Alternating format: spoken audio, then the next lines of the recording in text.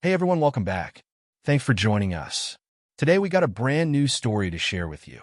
So let's begin. I don't even know where to begin. My hands are shaking and my heart feels like it's stuck in my throat. I need to tell someone, so here goes to the internet and to strangers because I feel like I'm going crazy.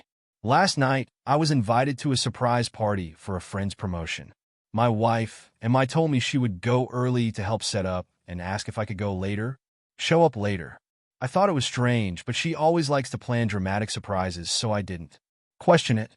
When I arrived, the house was abuzz with people, music blaring, drinks being poured, and everyone seemed to be having a great time, but something was missing. Emma wasn't at the bar or in the crowd as usual. One of her friends, someone I didn't know very well, approached me with a sympathetic look and whispered, "You might want to check out the guest room upstairs." I was a little unnerved. I pushed my way through the crowd and headed up the stairs. The closer I got, the louder my heart beat. I opened the door and saw her, my wife, with another man. They jumped apart as if they had been burned, their faces pale.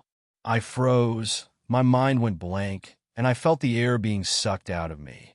Without shouting, I just turned around and walked out of the room, out of the house, into the cold night air. Emma came home later that night, but I didn't even dare to look at her. She wanted to talk, but I stopped her. I didn't have the energy to listen to excuses or explanations. The next morning, she asked if we could sit down and talk. I reluctantly agreed, even though my stomach was full of anger and pain. She poured herself a glass of water, as if that might give her strength. "I want to talk." She broke the silence softly. Taking a big sip of coffee, she deliberately set the cup down and said, and then I said, it in a cold voice. She sat opposite me, nervously tapping her hands. "I know I've heard you, Jack. I know I can't undo it, but I want to try." I interrupted her sharply, trying to make amends and pretend that it had never happened. Emma flinched, but not back. "No," she said, "I know we can't pretend, but I want to find a way forward together." I shook my head and smiled bitterly. "There is no more together, Emma, never again." Others wound up in her eyes, but I didn't care. I no longer felt sorry for her, nor for myself. "I made a mistake," she whispered, her voice quivering. "A terrible mistake, but I still love you, Jack. I never stopped loving you." Her words felt like a punch in the stomach. I wanted to believe her, I really did, but how could I believe anything she said? Love? I laughed at you. You called it love. Looking on me, acting behind my back, humiliating me in front of your friends. If that's love, Emma, I don't want any part of it. For a moment she broke down, crying uncontrollably. I felt a twinge of pity for her, but that wasn't enough. In the days that followed, it was never enough. I struggled with my emotions, torn between my love for Emma and the unforgivable betrayal.